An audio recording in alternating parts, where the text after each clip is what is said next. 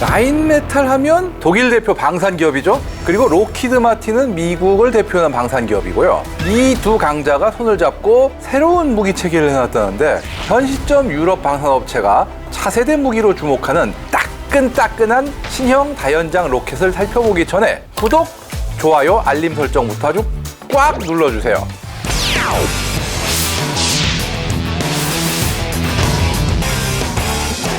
2022년 우크라이나 러시아 전쟁이 발발하면서 전 세계가 주목한 두 가지 다연장 로켓 체계가 있었습니다. 하나는 미국의 하이마스, 그리고 또 하나가 우리나라의 천무죠. 하이마스가 우크라이나 전장에 투입돼서 2022년 당시에 전세를 바꾸는 핵심 전력으로 활약했다면, 천무는 러시아의 위협에 맞서 빠른 화력 증강이 필요했던 폴란드군에게 단비 같은 존재가 되어주었습니다. 그 덕에 한때 천무는 폴란드뿐 아니라 유럽의 수많은 국가에 빠르게 확산되지 않겠냐는 기대를 모으기도 했는데요. 하이마스의 경우 주문하는 나라는 많았지만 이를 뒷받침할 공급 능력이 부족했기 때문에 고성능 다연장 체계를 당장 도입해야 하는 나라들의 수요를 제때 맞추기가 어렵다는 문제가 있었습니다. 그리고 그 공백을 천무가 메꿔줄 수도 있겠다는 기대를 가졌던 거죠. 게다가 하이마스는 경량화를 위해서 이 포드 한 개만 탑재하지만 천무는 M270 MLRS와 마찬가지로 포드를 두 개를 탑재하잖아요. 즉 강력한 화력 덕에 여러 곳에서 러브콜을 받을 거라 예상됐으나 이 맞서는 경쟁자들이 만만치 않은 능력을 과시하면서 초반 기대만큼 아주 빠르게 확산되지 못하고 있는 거죠. 그러면 천무의 맞서로 거론되는 경쟁자들 누가 있나요? 가장 먼저 라이벌로 떠오른 것은 이스라엘의 PULS, 즉 펄스입니다.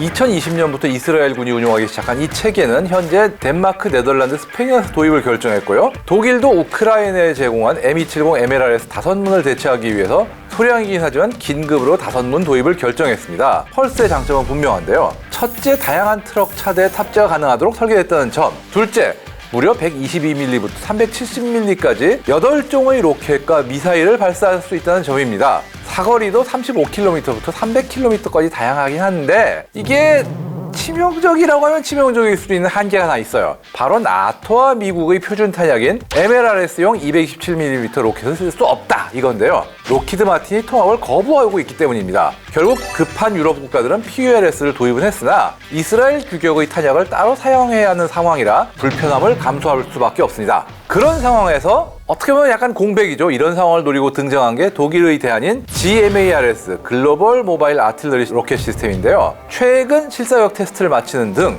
본격적인 개발에 나서며 주목받고 있죠. 이게 GMARS, 즉 GMARS는 한마디로 독일판 천무입니다. 처음에 독일은 하이마스 도입이나 자국 내 면허 생산을 검토했으나 독일은 결국 라인메탈과 손잡고 GMARS 체계를 개발하기로 했죠. 구성은 천무와 비슷한데 미국의 MLRS 하이마스와 호환되는 그 규격의 로켓 포드를 두 기를 대형 트럭에 탑재하는 체계입니다. 즉 표준 227mm 로켓이라면 12발을 적재하는 거죠. 천무와 동일한 개념이지만 GMARS는 여기서 한 발 더 나가서 포드 4기를 탑재하는 것도 고려 중이고 실제로 테스트 해봤는데 그렇게 되면 무려 최대 24발을 쏠 수 있는 셈입니다. 이 호환성 같은 경우 진짜 GMARS의 최대 강점인데요. 기존 하이마스 MLRS가 쓰는 모든 탄약을 활용할 수 있고 에이테킴스와 여기에 호환되는 차세대 장거리 미사일 프리즘은 물론이고 향후 지상 발사용 순항 미사일까지 운용할 수 있을 것으로 추정되죠. 심지어는 구공산권의 표준인 122mm 로켓까지 포드식으로 발사하려는 시도도 이어지고 있습니다. 하지만 변수가 있는데요. 독일은 이미 5문의 펄스를 도입하기로 한 상황이잖아요.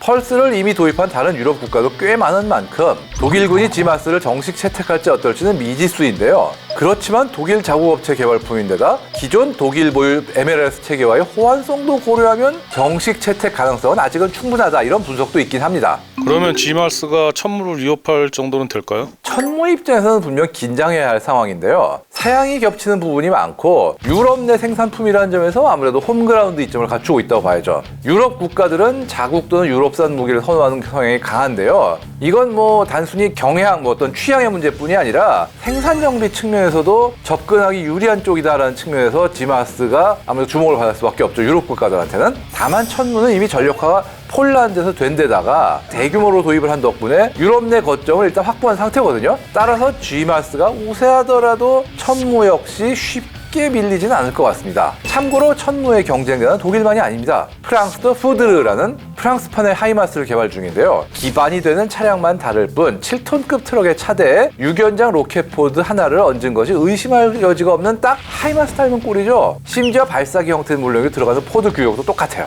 야, 이게 우리 천무 이제 어떻게 해야 되나? 단독으로 잘 나가야 되는데 이 경쟁자들이 만만치 않긴 합니다. 그렇다면 앞으로 천문은 어떤 모습으로 진행하면 좋을까요?